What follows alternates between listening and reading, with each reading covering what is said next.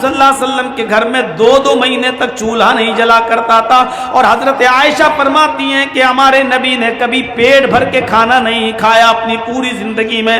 میں نے یہ باتیں سنی اور اس آدمی نے، رکشہ چلانے والے نے، دال اور روٹی کھانا شروع کر دیا۔ میرے بھائیوں، پوری زندگی اس کے سامنے چیخنے کی ضرورت نہیں پڑی اور لمبی چوڑی تقریر کی ضرورت نہیں پڑی۔ اس کی بیوی نے صرف اس کو ایک حدیث سنائی، اللہ کے نبی کی زندگی کا ایک معمول بتایا اور آپ کی زندگی کے حالات بتائے، اس آدمی نے کھانا شروع کر دیا۔ میرے بھائیوں، اگر ہمیں عمل کرنا ہو تو کسی مولانا کی ایک بات کافی ہے ہماری زندگی میں، ہمارے دل کو اثر کرنے کے لیے اور ہماری زندگی میں عمل کرنے کے لیے۔ اور اگر ہمیں عمل نہ کرنا ہو تو پوری زندگی خطبے دیتے رہو، پوری زندگی جلسے کرتے رہو، پوری زندگی تقریریں کرتے رہو، کوئی اثر نہیں پڑے گا۔ خود اگر مجھ سے کوئی پوچھے تو تقریباً 24-25 سال کا عرصہ تو ہو چکا ہے۔ میرے بھائیوں، جلسوں میں، جلوسوں میں اور تقریریں کرتے ہوئے آپ اندازہ لگا سکتے ہیں کہ پوری زندگی تقریریں کرتے ہوئے گزر گئی ہیں۔ اب آپ اندازہ لگائیے کہ کیا اثرات مرتب ہوئے ہماری زندگی پر، کیا فرق پڑا ہماری زندگی پر۔ اب دیکھو، یہاں تو مدرسوں کے لیے، تعاون کے لیے کتنا منانا پڑتا ہے، کتنے جھانسے دینا پڑتے ہیں، کتنا بوتل میں اتارنا پڑتا ہے، تب جا کر 100 روپے اور 200 روپے اور 500 روپے اور 1000 روپے ہماری جیب سے نکلتے ہیں۔ حضرت عثمان غنی کی سخاوت سے سیکھو، 1000 گلے سے لدے ہوئے اونٹ، یہ بھی نہیں کہا چلو ایک اونٹ کا مال ہم خرچ کر دیتے ہیں اللہ کی راہ میں، نہیں، پورا کا پورا 1000 اونٹ گلے سے لدے ہوئے سب کا سب خرچ کر دیا اور سب کا سب صدقہ و خیرات کر دیا۔ یہ جذبہ تھا۔ ایک جملہ کافی ہوتا ہے، ایک لفظ کافی ہوتا ہے، اور پوری زندگی کے دل میں بٹھانے کے لیے اور پوری زندگی کے عمل کرنے کے لیے۔ آج ہم کہاں ہیں؟ ہمارے پاس کہاں ہیں نیکیاں؟ ہے کوئی محاسبہ کرتا اپنی نیکیوں کا؟ چھوٹی سے چھوٹی نیکی کو بھی حقیر مت سمجھو، چھوٹی سے چھوٹی نیکی کو بھی حقیر مت سمجھو۔ قرآن پڑھیے، اللہ رب العالمین فرماتا ہے فَمَن يَعْمَلْ مِثْقَالَ ذَرَّةٍ خَيْرًا يَرَهُ وَمَن يَعْمَلْ مِثْقَالَ ذَرَّةٍ شَرًّا يَرَهُ۔ اگر ذرہ برابر بھی نیکی کرو گے تو اس کو بھی تم اپنے رب کے نام، اپنے نام اعمال میں دیکھ لو گے، ذرہ برابر بھی برائی کرو گے تو اس کو بھی تم اپنے نام اعمال میں دیکھ لو گے۔ چھوٹی سے چھوٹی نیکی کو بھی حقیر مت سمجھو، اس میں کیا ہو جائے گا؟ کل میں نے بتایا تھا نا، چھوٹی سے چھوٹی نیکی، راستے سے گزر رہے ہیں، پتھر پڑا ہٹا دو، کانٹا پڑا ہٹا دو، یہ نہ سمجھو یار یہ کوئی نیکی ہے۔ چھوٹی سے چھوٹی نیکی کو بھی حقیر مت سمجھو۔ السلام علیکم ورحمۃ اللہ وبرکاتہ۔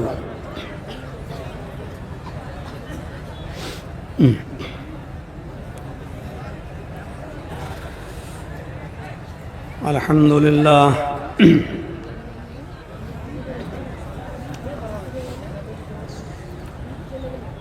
الحمد للہ نحمده ونستعینه ونستغفره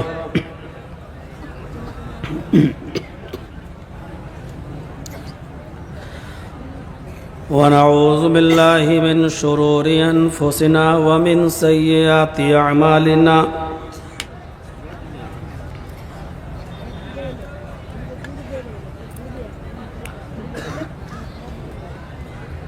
من يهده الله فلا مضل له ومن يضلل فلا هادي له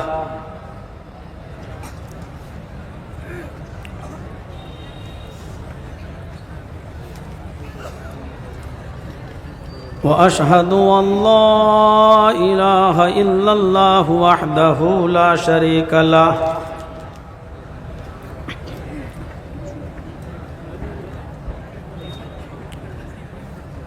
وأشهد أن محمدًا عبده ورسوله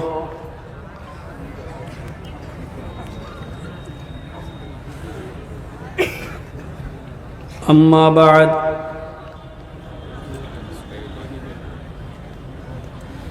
فإن خير الحديث كتاب الله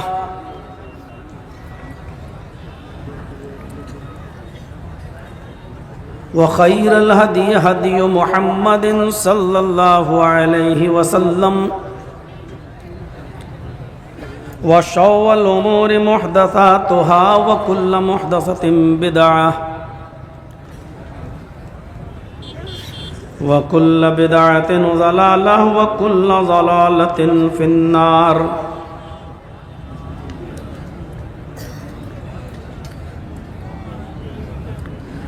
أعوذ بالله من الشيطان الرجيم. بسم الله الرحمن الرحيم.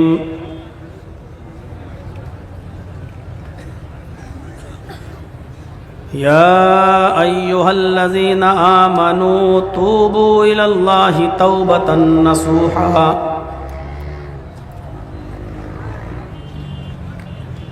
عسى ربكم أن يكفر عنكم سيئاتكم ويدخلكم جنات تجري من تحتها الأنهار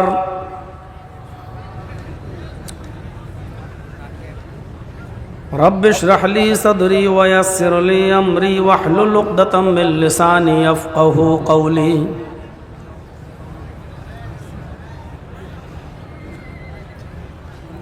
اسٹیج پر بیٹھے ہوئے معزز و موقر علماء کرام،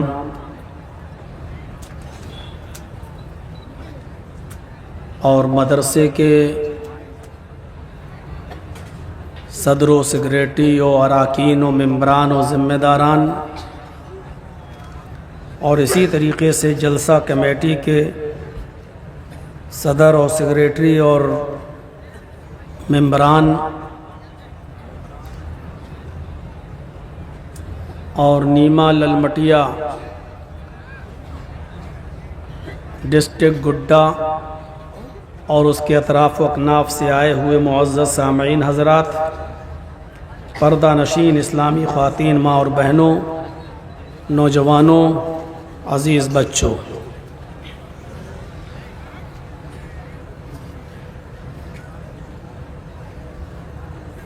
11 اور 12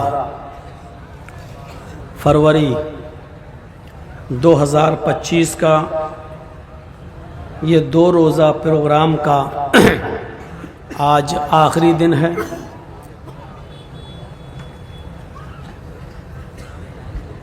اور اس کے بعد اس سال کا یہ پروگرام ختم ہو جائے گا. آئندہ سال اگر زندگی رہی، صحت و تندرستی نے ساتھ دیا اور آپ لوگوں کے یہاں یہ پروگرام منعقد ہوا، جس کی تاریخ آپ کے جلسہ کمیٹی کی طرف سے 13 اور 14 اپریل متعین کی گئی ہے، تو انشاءاللہ اس تاریخ میں حاضری ہوگی. اللہ تبارک و تعالیٰ سے دعا ہے کہ الہ العالمین اس 2 روزہ اجلاس میں جن علماء نے خطاب کیا ہے، جنہوں نے پند و نصاحت سے ہمیں اور آپ کو نوازا ہے، ہنوز نوازا جا رہا ہے، دعا ہے کہ الہ العالمین ہم سب کو، کہنے والوں کو بھی اور سننے والوں کو بھی، عمل کی پوری توفیق عطا فرمائے. جلسے بہت ہوتے ہیں، ہر سال ہوتے ہیں، اور آپ کے لیے سال میں ایک بار ہوتا ہوگا، ہمارے لیے تو ڈیلی کا معاملہ ہے. میں آج بھی آپ کے یہاں ہوں اور کل ڈسٹرکٹ کٹیہار میں ہمارا پروگرام ہے. وہاں کا ایک گاؤں ہے حال بیدا، کل وہاں جانا ہے. परसों और नरसों के 2 दिन के प्रोग्राम में मुझे किशनगंज की तरफ जाना है। 16 तारीख़ का मेरा प्रोग्राम दिल्ली में लगा हुआ है। शेख असगर साहब के बेटे अजहर साहब के स्कूल में हमारा प्रोग्राम है। कहने का मकसद ये है कि जलसे बहुत हो रहे हैं, तकरीरें बहुत होती हैं, लेकिन अगर इन इजलास का रिजल्ट देखा जाए और ये देखा जाए कि इन जलसों के क्या असरात पड़े हैं समाज पर, सोसाइटी पर, और उसका परसेंटेज निकाला जाए, तो मेरे भाइयों हमें सिर्फ आंसू बहाने के सिवा कुछ नहीं मिलेगा। हमारे कान सुन सुन कर पक चुके हैं।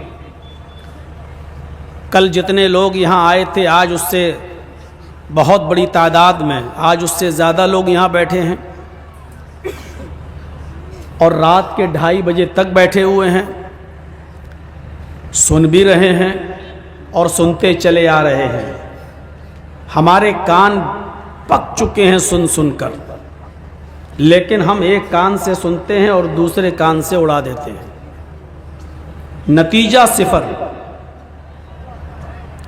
एक आदमी गाड़ी के आगे आगे चल रहा था और गाड़ी का ड्राइवर उसका हॉर्न दे रहा था, बार बार हॉर्न बजा रहा था बार बार, लेकिन सामने वाला आदमी गाड़ी के आगे से हट ही नहीं रहा है। वो बार बार हॉर्न बजाता है, लेकिन सामने वाला आदमी जो उस गाड़ी के आगे चल रहा है वो चला जा रहा है। इसको गुस्सा आया कि कमीने में कितनी देर से हॉर्न बजा रहा हूँ और ये कमीना हटता ही नहीं है आगे से, बस चला जा रहा है, रास्ता नहीं दे रहा है, साइड नहीं दे रहा है। इसने गाड़ी को एक जगह रोका, निकला और उस आदमी को उठाकर उसने एक थप्पड़ मार दिया चेहरे पर, गाल पर।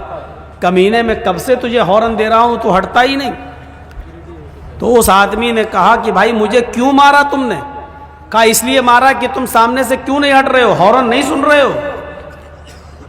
तो जिस आदमी को थप्पड़ मारा उसने बड़ा माकूल जवाब दिया। उसने कहा कि भाई आपने इतनी तेज हॉर्न बजाया कि आपके हॉर्न की आवाज़ सुनकर, इतनी देर से आपने हॉर्न बजाया है कि उसकी आवाज़ से मेरा कान सुन हो गया है, मुझे आवाज़ सुनाई नहीं दे रही है। आप हॉर्न बजा रहे हैं, मुझे सुनाई नहीं दे रहा है, क्योंकि आपके हॉर्न की आवाज़ से मेरा कान सुन हो गया है। यही कंडीशन आज कुछ इसी तरीके की आज हमारे समाज में है। उलमा, मुकर्रिरीन, खतीब जलसों में, जुमे के खुतबों में आपको समझा समझा कर, बोल बोल कर थक चुके हैं और हमारे कान भी सुन सुन कर पक चुके हैं। कोई फर्क नहीं पड़ता। जैसे हॉर्न बजाने वाले के हॉर्न से आगे चलने वाले आदमी के ऊपर कोई फर्क नहीं पड़ रहा था, उसी तरीके से हमें भी इन उलमा की, इन खतीबों की और इन मुकर्रिरीन की बातों का कोई असर नहीं पड़ता है। हमारे कान भी पक चुके हैं सुन सुनकर। मेरे प्यारे साथियों, जैसे अंग्रेजी बीमारियों में एक बीमारी है जिसका नाम होता है डायरिया, वो आपने सुना होगा। डायरिया जब किसी को होता है तो उसको लूज मोशन हो जाते हैं। एक दिन में 10-10, 12-12, 15-15, 20-20 लैट्रीनें उसको पानी की तरह होती हैं। उस आदमी का लीवर फंक्शन बेकार हो जाता है, उसका लीवर काम करना बंद कर देता है। वो जो कुछ भी खाता है वो लैट्रीन के रास्ते से बाहर निकल जाता है। जो कुछ भी खाया लैट्रीन के रास्ते से बाहर, जो भी खाया वो लैट्रीन के रास्ते से बाहर। खाते हैं अब मुंह से और लैट्रीन के रास्ते से वो चीज फौरन पानी बनकर बाहर आ जाती है। इस बीमारी का नाम है डायरिया। लीवर फंक्शन काम करना बंद। हम जो खा रहे हैं ना उसका ब्लड बन रहा है, हम खा रहे हैं उसका न तो ताकत बन रही है, हम जो खा रहे हैं वो पानी बनकर पेट के रास्ते से वो चीज बाहर आ जाती है। न उससे ब्लड बन रहा है, न उससे ताकत बन रही है, न एनर्जी आ रही है, बल्कि कई कई मोशन हो जाने के बाद हमें कमजोरी भी आने लगती है। क्यों? کیونکہ ہم نے ہمارا لیور فنکشن بگڑ چکا ہے، ہم جو کچھ بھی کھا رہے ہیں وہ دوسرے راستے سے باہر نکل رہا ہے۔ میرے بھائیوں، اس بیماری کا نام ہے ڈائریا۔ اسی طریقے سے ہمیں اور آپ کو کانوں کا بھی ڈائریا ہو گیا ہے۔ ہم ایک کان سے سنتے ہیں قرآن و حدیث کی باتیں اور دوسرے کان سے نکال دیتے ہیں۔ جیسے ڈائریا کے مریض کو کھانا اور پینا اس کی باڈی میں نہیں لگتا، ایسے ہی قرآن و حدیث ہم جو سنتے ہیں وہ ہمیں کوئی اثر نہیں کرتا، اس کا کوئی فرق ہماری زندگی پر نہیں پڑتا۔ ہم ایک کان سے سنتے ہیں اور دوسرے کان سے سنی ہوئی باتوں کو ہم نکال دیتے ہیں۔ آج یہی کنڈیشن آج ہمارے سامنے بھی آ گئی۔ ہمیں غور کرنا پڑے گا ان کے وجوہات پر کہ آخر بات کیا ہے، اثر کیوں نہیں ہو رہا ہے، آخر کیوں ہم ایک کان سے سنتے ہیں اور دوسرے کان سے ہم باہر نکال دیتے ہیں۔ ابھی کتنے لوگ یہاں بیٹھے ہیں، میری نظر جہاں تک جا رہی ہے مجھے لوگ پبلک عوام ہی عوام دکھائی دے رہی ہے، لیکن یہی عوام، یہی پبلک فجر کی نماز کے اندر مسجد میں جب دکھنے لگے، تقریر کے بعد، جلسوں کے بعد، تب یہ مانا جائے گا کہ ہم نے جو سنا ہے اس کے اثرات ہماری زندگی پر مرتب ہو رہے ہیں، ہم نے جو سنا ہے وہ لگا ہے۔ میرے بھائیوں، اور اگر ہم نے سنا اور سن کر یہاں سے نکل گئے اور مسجد میں جو آتے تھے وہ بھی نہیں آئے، ایک صف بھی پوری نہیں ہوئی، مؤذن نے اذان دی، امام اور مؤذن اور 4-5 لوگوں نے مل کے نماز پڑھ لی، تو سمجھ لیجئے میرے بھائیوں، ہم نے ایک کان سے سنا اور دوسرے کان سے نکال دیا، جیسے ہم نے کوئی کھایا اور وہ ہمارے جسم پہ نہیں لگا اور دوسرے راستے سے وہ چیز باہر آ گئی۔ میرے بھائیوں، ہمیں ہماری فطرت میں زندگی ہونی چاہیے، ہماری فطرت میں زندگی ہونی چاہیے۔ اگر فطرت میں زندگی ہو تو ایک بات بھی لگ جاتی ہے، اور اگر فطرت میں زندگی نہ ہو تو پوری زندگی کسی کو دعوت و تبلیغ کرتے رہو، سمجھاتے رہو، بتاتے رہو، چیختے رہو، اس کے سامنے گلا پھاڑتے رہو، کوئی فرق نہیں پڑتا، وہ آدمی جیسا تھا ویسا ہی رہے گا۔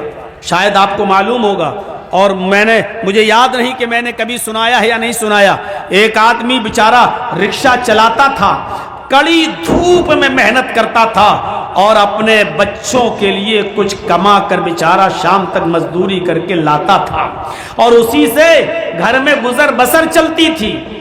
ایک دن یہ رکشے والا محنت و مزدوری کر کے جب تھکا ہوا گھر پہ پہنچا، اپنی بیوی سے بولا کہ مجھے کھانا پیش کرو، بہت تیز بھوک لگ رہی ہے، میں محنت و مزدوری کرنے والا آدمی ہوں۔ اس کی بیوی نے ارہر کی دال اس کے سامنے رکھ دی، جو فرائی نہیں تھی، بغیر بگاری ہوئی دال تھی، جس میں تڑکڑ کا نہیں لگا ہوا تھا، ایسی بلا بھگاری ہوئی دال اس کے سامنے پیش کر دی۔ اس آدمی نے ناک اور منہ چڑھایا اور کہا کہ میری بیوی، کم سے کم کچھ تو خیال کرو اپنے شوہر کا، ہم کو ایسی دال کھلا رہی ہو جو بگاری بھی نہیں ہے تم نے، جس میں تم نے تڑکا بھی نہیں لگایا، ایسی اٹھائی اور لا کر دے دی۔ محنت کرتا ہوں، مزدوری کرتا ہوں، صبح سے لے کے شام تک رکشہ کھینچتا ہوں، پیسنجرز کو بٹھاتا ہوں، محنت و مزدوری کا کام کرتا ہوں، میری بیوی اگر اچھا نہیں کھائیں گے تو طاقت کیسے آئے گی میرے اندر، اور تم نے بلا بھگاری ہوئی دال ہم کو دے دی۔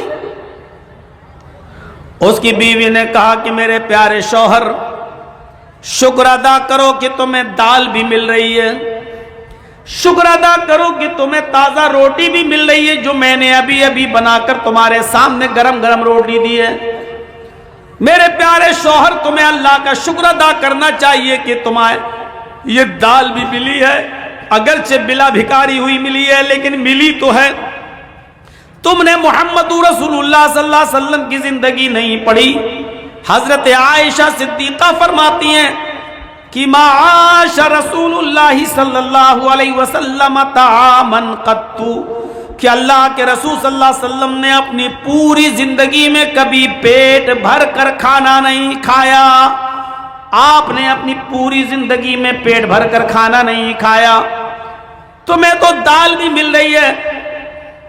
اللہ کے نبی صلی اللہ علیہ وسلم کا حال تو یہ تھا، حضرت عائشہ فرماتی ہیں کہ ہمارے گھر میں 2 مہینے ایسے گزر جایا کرتے تھے کہ چولہا نہیں جلا کرتا تھا. 2 مہینے ہمارے گھر میں چولہا نہیں جلا کرتا تھا. اے میرے پیارے شوہر، اللہ کا شکر ادا کرو کہ تمہیں تو دال بھی مل رہی ہے، ورنہ ہمارے نبی کا تو یہ حال تھا کہ 2 مہینے گھر میں چولہا تک نہیں جلتا تھا. اس آدمی نے دال روٹی کھانا شروع کر دیا اور اپنی بیوی کی تعریف کرتے ہوئے فرمایا، میری بیوی تم بالکل ٹھیک کہہ رہی ہو، میری بیوی تم نے بالکل صحیح فرمایا. ہم نے یہ باتیں مسجد میں جمعے کے دن مولانا سے خطبے میں سنی تھی کہ اللہ کے رسول صلی اللہ علیہ وسلم کے گھر میں 2 مہینے تک چولہا نہیں جلا کرتا تھا. اور حضرت عائشہ فرماتی ہیں کہ ہمارے نبی نے کبھی پیٹ بھر کے کھانا نہیں کھایا اپنی پوری زندگی میں. میں نے یہ باتیں سنی اور اس آدمی نے، رکشہ چلانے والے نے، دال اور روٹی کھانا شروع کر دیا. میرے بھائیوں، پوری زندگی اس کے سامنے چیخنے کی ضرورت نہیں پڑی اور لمبی چوڑی تقریر کی ضرورت نہیں پڑی. اس کی بیوی نے صرف اس کو ایک حدیث سنائی، اللہ کے نبی کی زندگی کا ایک معمول بتایا اور آپ کی زندگی کے حالات بتائے. اس آدمی نے کھانا شروع کر دیا. میرے بھائیوں، اگر ہمیں عمل کرنا ہو تو کسی مولانا کی ایک بات کافی ہے ہماری زندگی میں، ہمارے دل کو اثر کرنے کے لیے اور ہماری زندگی میں عمل کرنے کے لیے. اور اگر ہمیں عمل نہ کرنا ہو تو پوری زندگی خطبے دیتے رہو، پوری زندگی جلسے کرتے رہو، پوری زندگی تقریریں کرتے رہو، کوئی اثر نہیں پڑے گا. خود اگر مجھ سے کوئی پوچھے تو تقریباً 24-25 سال کا عرصہ تو ہو چکا ہے. میرے بھائیوں، جلسوں میں، جلوسوں میں اور تقریریں کرتے ہوئے آپ اندازہ لگا سکتے ہیں کہ پوری زندگی تقریریں کرتے ہوئے گزر گئی ہیں. اب آپ اندازہ لگائیے کہ کیا اثرات مرتب ہوئے ہماری زندگی پر، کیا فرق پڑا ہماری زندگی پر.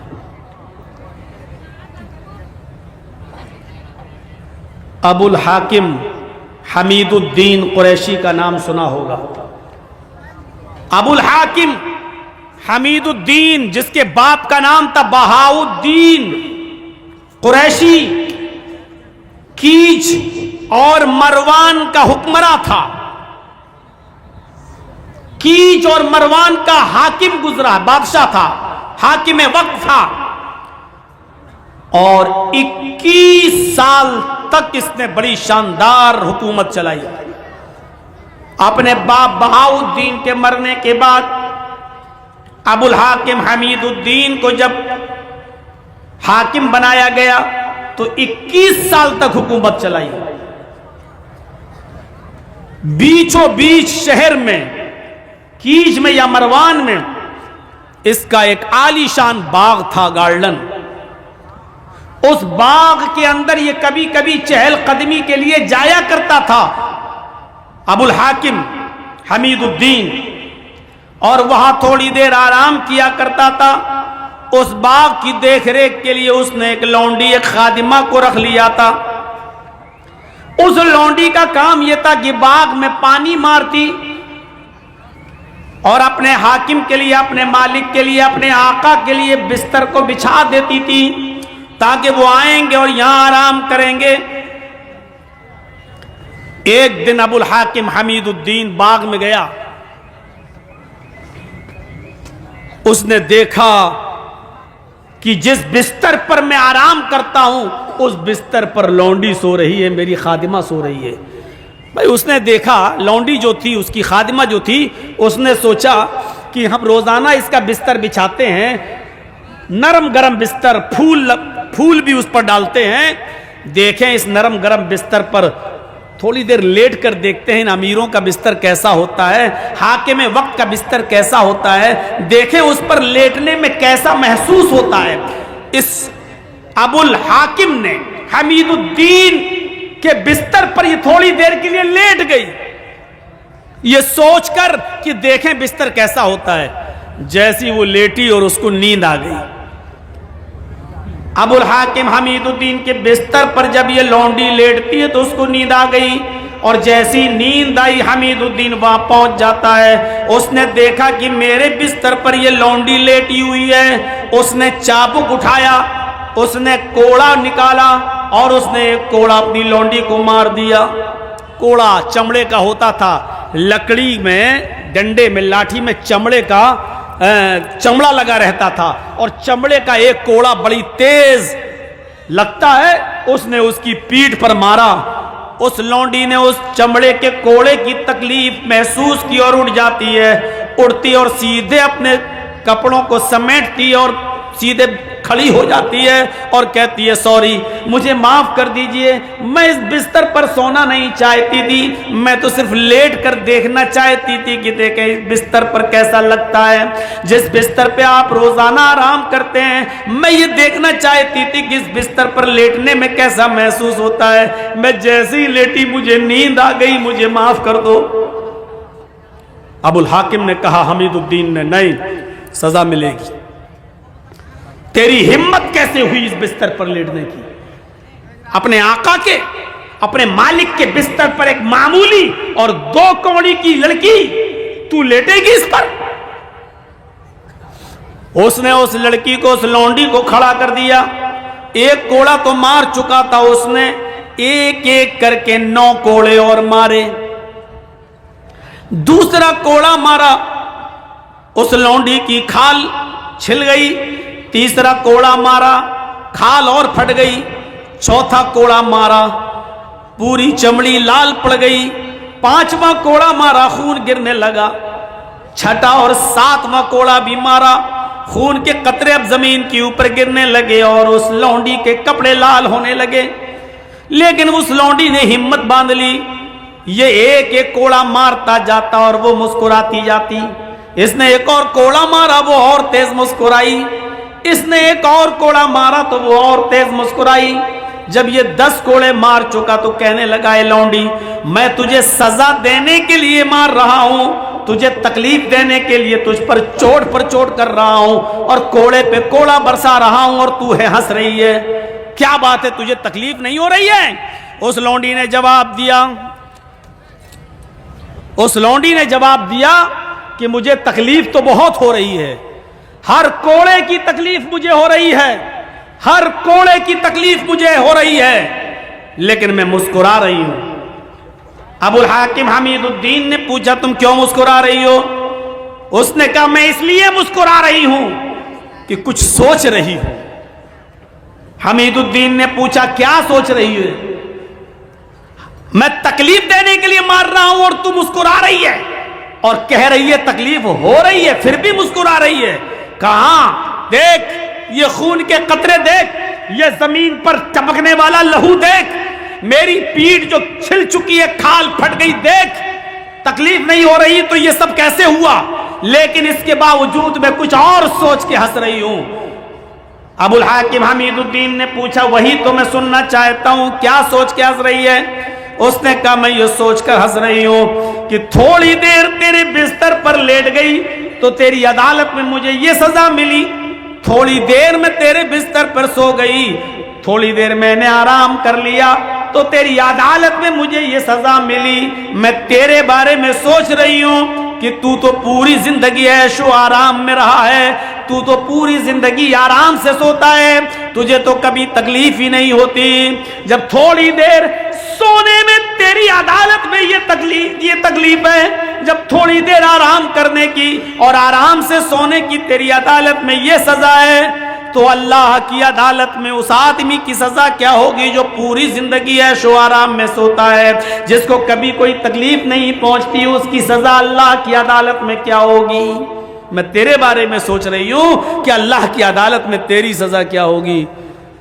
हमीदुद्दीन अबुल हाकिम ने कोड़ा जमीन पर फेंका, उस लौंडी से कहा, जा, मैंने तुझे आजाद कर दिया, जा, आज के बाद तू मेरी गुलामी से, मेरी लौंडियत से निकल गई, मैंने तुझे आजाद कर दिया, जा, तुझे जहां जाना हो, आज के बाद तू मेरी लौंडी नहीं। और उसके बाद में हुकूमत छोड़ी, हुक्मरानी को खैराबाद कह दिया, इस्तीफा दे दिया और उलमा की सोहबत में चला गया। बहुत बड़ा दाई बन गया, बहुत बड़ा मुबल्लिग बन गया, लोगों को दावत व तबलीग का फरीजा अंजाम देने लगा, लोगों को अल्लाह और उसके रसूल की बातें बताने लगा। और अबुल हाकिम हमीदुद्दीन का इंतकाल जब हुआ तो वो गुमनामी की मौत मरा। आज तक पता नहीं चला कि अबुल हाकिम को हमीदुद्दीन को दफन कहाँ किया गया। फिर उसने शोहरत छोड़ दी, नाम के लिए जीना छोड़ दिया और दावत व तबलीग का फरीजा अंजाम देना शुरू कर दिया और पूरी जिंदगी फिर गुमनामी की जिंदगी जिया। इस पूरे वाक़े को बताने का मकसद मेरा सिर्फ यह है कि कोई लंबी चौड़ी तकरीर नहीं हुई थी, बहुत ज्यादा इसके सामने बातें नहीं रखी गई थी। सिर्फ उस लौंडी ने इतना कहा था कि अगर थोड़ी देर आराम करने की सजा तेरी अदालत में मेरी ये है तो तेरी सजा अल्लाह की अदालत में क्या होगी जो पूरी जिंदगी ऐशो आराम के साथ रहा। इतनी सी बात अबुल हाकिम को हमीदुद्दीन को असर कर जाती है और वो नेक बन जाता है, मुत्तकी बन जाता है, परहेजगार बन जाता है और उसने अपनी जिंदगी के अंदर एक इनकलाब पैदा कर लिया है और गुमनामी की जिंदगी जीता है और कब मरता है पता नहीं चलता। फितरत में जिंदगी हो तो एक जुमला काफी है और फितरत में जिंदगी ना हो तो पूरी जिंदगी चीखते रहो, चिल्लाते रहो। बताया ना कल बताया था ना अबू तालिब का वाकया। अल्लाह के रसूल पूरी जिंदगी कहते रहे चचा कलमा पढ़ लो और आखिरी वक्त भी कहा कुल या अम्मी ला इलाहा इल्लल्लाहु फी उज़ुनी, आए मेरे चचा मेरे कान में कह दो ला इलाहा इल्लल्लाह। लेकिन अल्लाह अबू तालिब को कलमा नसीब नहीं हुआ, फितरत में जिंदगी नहीं थी, बगैर कलमे के दुनिया से रुखसत हो गया और जहन्नम का मुस्तहिक हो गया। मेरे प्यारे साथियों तसव्वुर करो, फितरत में जिंदगी हो तो एक जुमला काफी होता है, एक लफ्ज काफी होता है और पूरी जिंदगी के दिल में बिठाने के लिए और पूरी जिंदगी के अमल करने के लिए। आज हम कहां हैं? हमारे पास कहां है नेकियां? है कोई मुहासिबा करता अपनी नेकियों का? छोटी से छोटी नेकी को भी हकीर मत समझो,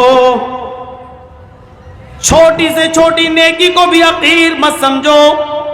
कुरान पढ़िए, अल्लाह रब्बुल आलमीन फरमाता है फमन यअमल मिस्काल ज़र्रतिन खैरन यरा वमन यअमल मिस्काल ज़र्रतिन शर्रन यरा। अगर जर्रा बराबर भी नेकी करोगे तो उसको भी तुम अपने रब के नाम अपने नामे आमाल में देख लोगे, जर्रा बराबर भी बुराई करोगे तो उसको भी तुम अपने नामे आमाल में देख लोगे। छोटी से छोटी नेकी को भी हकीर मत समझो, इसमें क्या हो जाएगा। कल मैंने बताया था ना, छोटी से छोटी नेकी, रास्ते से गुजर रहे हैं पत्थर पड़ा हटा दो, कांटा पड़ा हटा दो, ये ना समझो यार ये कोई नेकी है। छोटी से छोटी नेकी को भी हकीर मत समझो। अल्लाह के रसूल एक मर्तबा खुतबा दे रहे हैं और औरतों को मुखातब करके कह रहे हैं या माशरन निसा, आए औरतों की जमात, आए मस्तूरात, आए औरतों, तुम अपने घर में, तुम अपने घर के पड़ोस में रहने वाली किसी पड़ोसन को सदका और खैरात करने में कभी हकारत महसूस मत करना। तुम अपने घर के पड़ोस में रहने वाली पड़ोसन को सदका और खैरात करो, अगरचे कुछ भी देने के लिए ना हो तो एक बकरी का खुर ही दे दिया करो। बकरी का खुर ही क्यों ना हो, बकरी का खुर, बकरी जिससे चलती है, ये पैरों का ये निचले वाला हिस्से को खुर कहा जाता है ना। ये अरब के अंदर सबसे घटिया चीज मानी जाती थी, सबसे कमतर चीज समझी जाती थी। तो अल्लाह के नबी सल्लल्लाहु अलैहि वसल्लम कह रहे हैं कि आए औरतों, अपने पड़ोसन को सदका और खैरात करो, अगरचे बकरी का खुर ही क्यों ना हो, बकरी का खुर भी तुम्हें देना पड़े तो दे दो, सदका और खैरात करो, दो तुम उनको, सदका और खैरात करो, इस नेकी को हकीर मत समझो। आइए और एक और रिवायत की तरफ मैं तुम्हें लेके चलता हूं। बुखारी की रिवायत है, अल्लाह के नबी सल्लल्लाहु अलैहि वसल्लम फरमाते हैं फत्तकुन्नार वलौ बिशिक्की तमरा, वलौ बिशिक्की तमरा पर गौर करो। فاتقوا النار، لوگوں تم اپنے آپ کو جہنم سے بچاؤ، اپنے آپ کو جہنم سے بچاؤ، آگ سے بچاؤ، دوزخ سے بچاؤ۔ کیسے بچاؤ؟ وَلَوْ بِشِقِّ تَمْرَةٍ، اگرچہ تمہیں کھجور کا ٹکڑا ہی دینا پڑے، اس کو بھی اللہ کے راہ میں صدقہ و خیرات کرو۔ کھجور تو بڑا ہو گیا، یہ کھجور ہے، یہ کھجور نہیں ہے تمہارے پاس، آدھا کھجور ہے یا اس کا ایک ٹکڑا ہے تمہارے پاس، چوتھائی حصہ، 1/4 ڈیٹ، 1/4 کھجور، ایک کھجور کا بھی چوتھائی حصہ ہے آپ کے پاس۔ اللہ کے نبی کہہ رہے ہیں کہ اگر وہ بھی تمہارے گھر پہ رکھا ہے، فاضل ہے، تو وَلَوْ بِشِقِّ تَمْرَةٍ، تو وہ بھی کسی نہ کسی غریب کو یا غریب کے بچے کو دے دو، کھلا دو اس کو، اپنے آپ کو جہنم سے بچاؤ۔ کھجور کے ٹکڑے کی حیثیت کیا ہے؟ کوئی آدمی کھجور کا ٹکڑا دے گا؟ پورا کھجور دے دے گا؟ اللہ کے نبی کہہ رہے کھجور تو چھوڑو، وَلَوْ بِشِقِّ تَمْرَةٍ، اگر تمہارے پاس کھجور کا ٹکڑا ہی ہو تو اس کو بھی دے دو۔ یعنی اس نیکی کو بھی حقیر بس سمجھو، ارے یار کیا ہے میرے پاس، یہ اس کا کیا ہو جائے گا، ایک کھجور کا ٹکڑا دیں گے تو اس کا کیا پیٹ بھر جائے گا بیچارے گا، کیا بھرے گا؟ نہیں، اللہ کے نبی اکسا رہے ہیں، ابھار رہے ہیں، اگر تمہارے پاس کھجور کا ٹکڑا ہو تو تم اس کو بھی صدقہ و خیرات کر کے اپنے آپ کو جہنم سے بچاؤ۔ فاتقوا النار ولو بشق تمرہ، اپنے آپ کو دوزخ سے جہنم سے بچاؤ، اگرچہ تمہارے پاس کھجور کا ٹکڑا ہی کیوں نہ ہو، صدقہ و خیرات کرنے کے لیے کرو۔ وہ حدیث یاد ہے نا، بخاری کی، حضرت عائشہ فرماتی ہے کہ میرے پاس ایک مانگنے والی آئی، جاءتنی سائلہ، میرے پاس مانگنے والی آئی، ومعہا صبیان، اس کے ساتھ 2 چھوٹے چھوٹے بچے تھے، مانگنے لگی، میرے پاس ایک کھجور تھی، میں نے وہ کھجور لا کر اس عورت کو دے دیا، اس کھجور نے اس کے 2 ٹکڑے کر دیے، ایک ٹکڑا اس بچے کو دے دیا، ایک ٹکڑا اس بچے کو دے دیا، ایک ٹکڑا اس بچے کو دے دیا، ایک ٹکڑا اس بچے کو دے دیا، اور اپنا خود نہیں کھایا، ان دونوں بچوں نے آدھی آدھی کھجور کھا لی اور چلی گئی وہ عورت اپنے بچے کو لے کر، بچوں کو۔ اللہ کے نبی صلی اللہ علیہ وسلم جب گھر میں آئے تو حضرت عائشہ نے پورا منظر بیان فرمایا، تو اللہ کے نبی صلی اللہ علیہ وسلم نے فرمایا وجبت علیہ الجنہ، عائشہ جو عورت اپنے بچوں کے کھانے پینے کی آزمائش میں مبتلا کر دی گئی، جو اپنے بچوں کی پرورش میں آزمائی گئی اور اس آزمائش میں پوری اترتی ہے، اس عورت کے اوپر جنت واجب ہے۔ یعنی اس عورت نے خود بھوکا رہ کر اپنے بچوں کو آدھی آدھی کھجور دے دی، اپنے بچوں کو ٹکڑے دے دیے کھجور کے، خود بھوکی رہ گئی، اللہ تعالیٰ نے اس عورت پر جنت واجب کر دی، یعنی اس عورت کے اوپر جنت فرض ہو گئی، جنت واجب ہو گئی۔ غور کیجئے، کھجور کا ایک کھجور تھی، حضرت عائشہ نے وہی دے دی۔ اب آپ کہو گے ایک کھجور میں کیا ہوتا ہے، نہ عورت کا پیٹ بھرا نہ بچوں کا، لیکن حضرت عائشہ نے ایک کھجور تھی وہی دے دی۔ مسلم شریف کی حدیث میں 3 کھجوروں کا ذکر ہے، ایک کھجور اس عورت، 3 کھجور حضرت عائشہ نے اس عورت کو دے دی، اس عورت نے ایک کھجور اس بچے کو دے دی، ایک کھجور اس بچے کو دے دی، اور ایک کھجور اپنے کھانے کے لیے رکھ لی، بچوں نے اپنی اپنی کھجوریں کھا لی، اور ماں جب کھجور کھانے لگی تو بچے اپنی ماں کے کھجور پر جھپٹ پڑے، ماں کو رحم آ گیا، ماں نے دیکھا کہ بیٹوں نے، میرے بچوں نے اپنی اپنی کھجوریں کھا لی، لیکن ابھی بھوکے، تو ماں نے اپنی کھجور نہیں کھائی بلکہ اس کھجور کے 2 ٹکڑے کر کے آدھی اس کو دے دی، آدھی اس کو دے دی، اور ان بچوں نے یہ آدھی آدھی کھجور بھی کھا لی اور ماں نے خود کچھ نہیں کھایا۔ جب حضرت عائشہ نے یہ منظر اللہ کے نبی کو بتایا تو اللہ کے نبی کی آنکھوں میں آنسو آ گئے اور روتے ہوئے فرمایا وجبت علیہ الجنہ، اس عورت نے اپنے اوپر جنت واجب کر لی۔ کسی بھی نیکی کو حقیر مت سمجھو، چھوٹی سے چھوٹی نیکی کو بھی حقیر مت سمجھو۔ حضرت ابو بکر صدیق کے دور خلافت میں قحط پڑ گیا، قحط مطلب سوکھا، لوگوں کے پاس کھانے پینے کے لیے اناج نہیں ہے، غلہ نہیں ہے، سوکھا پڑ گیا، ابو بکر کا زمانہ ہے۔ حضرت عثمان غنی رضی اللہ تعالیٰ عنہ کے پاس ملک شام سے غلہ لدا ہوا، اونٹ آئے تھے جس پر غلہ لدا ہوا تھا، اور اونٹ کتنے تھے؟ 1000 اونٹ، 100 نہیں، 10 20 نہیں، 100 200 نہیں، 1000 اونٹ تھا جس پر اناج لدا ہوا تھا، غلہ لدا ہوا تھا۔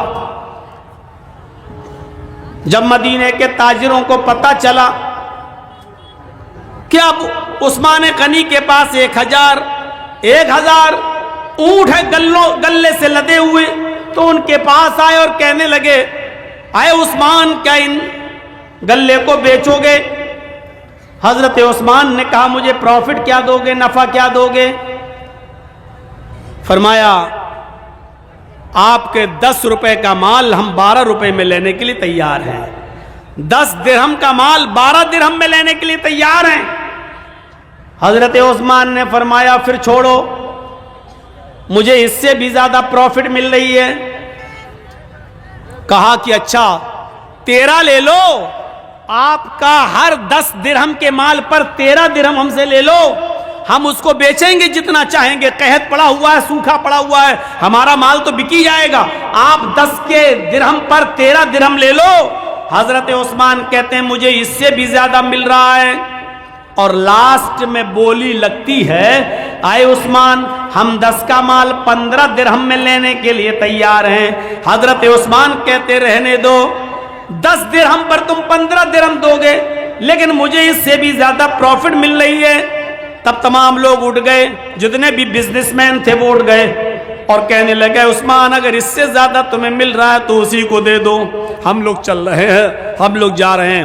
جب وہ جانے لگے جتنے بزنس مین تھے تو پلٹ کر کہنے لگے عثمان ہم جا تو رہے ہیں، ہمیں اب نہیں چاہیے، 10 کا مال ہم 15 میں لینے کے لیے تیار ہیں، اس سے زیادہ ہم نہیں دے سکتے، اور آپ کہہ رہے ہیں اس سے بھی زیادہ ہمیں مل رہا ہے۔ مدینے کے سارے بزنس مین یہاں موجود ہیں، میری نظر میں اب کوئی باقی نہیں ہے، جو جتنا بڑا بزنس مین ہے وہ یہاں موجود ہے اور ہم سب لوگ یہاں ہیں۔